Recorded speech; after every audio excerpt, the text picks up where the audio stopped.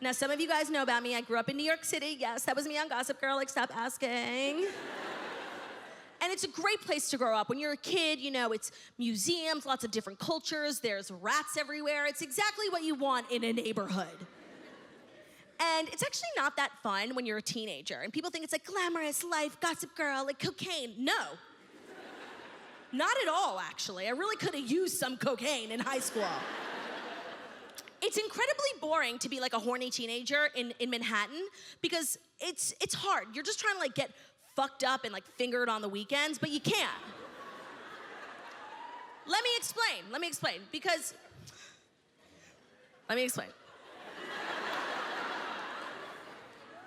Everyone in New York lives in tiny apartments. Like, logistically, it's just not gonna work. There's literally nowhere for you to get fingered. But in the suburbs, you know, everyone's got like an attic or a basement with a pool table you could get fingered on. So in Manhattan, you pretty much just gotta finger yourself.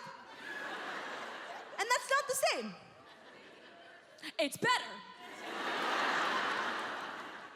So it's super boring just being like a teenager in New York, but something happens for you, and it happened for me when I was in the 11th grade, when you kind of graduate to the next level of socialization and you start going to clubs. And to some people it sounds crazy. Like I told this story in Milwaukee and those hillbillies were like, "You were going to a club at 16?"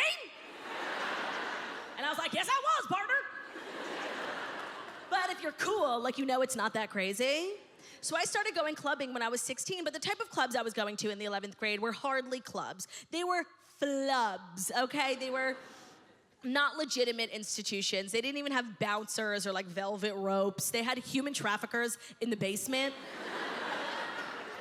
But when you're 16, a vodka cranberry is a vodka cranberry. Who the fuck are you to judge other people? Woo, yeah. So we did what we had to do. And I fell in love with clubbing at a very young age. Like, I'm still in love with clubbing. I think they're so magical. Like, honestly, if you're ever looking for me, just check the local club. I'm probably asleep there or something. I think that clubs are so special, and you can have these, like, magical moments, like, take all these pictures and make all these friends, and then also not remember any of it. And I find that to be really special. So I fell in love with clubbing at 16, and I'll never forget the night me and my friends got into a real club.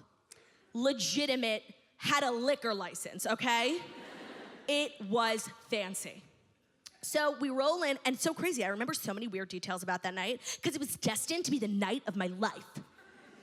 I remember I was wearing like a very bold red lipstick, which was very daring of me. Yes, I know. And I was telling everyone my lipstick, yeah, oh, you like it? It's Chanel. Which was true. I was just being so fucking annoying about it. I'm like, oh, Chanel. No, it looks like channel pronounced Chanel. Can you take a picture of me? Oh, my lipstick? Chanel! I was also telling everyone the truth, which was that the lipstick actually belonged to my great-grandmother. Which is fucking disgusting. But I think, like, back then, I thought it was like an antique. But now I'm telling you, I'm like, that's fucking ew.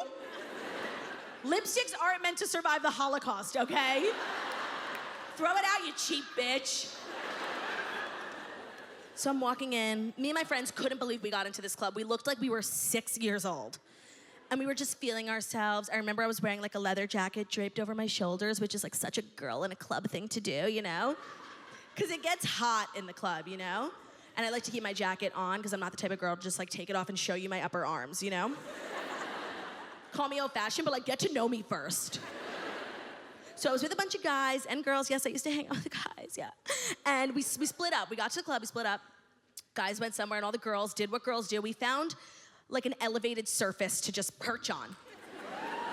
We're sitting up on this booth, like looking around, feeling ourselves, feeling good. But being a girl in a club is actually incredibly difficult because you pretty much spend the entire time trying not to sweat. You're fighting your natural bodily instincts. You're like, fuck. Looking at your hairline like, bitch, I blow dried you for 3 motherfucking hours, you better stay dry. Cause you know, once that sweaty upper lip comes out, the Sula, once that Sula comes out, it's time to go home. Or when that last bit of sweat makes its way down your back and into your butt crack, call the Uber, we're going home.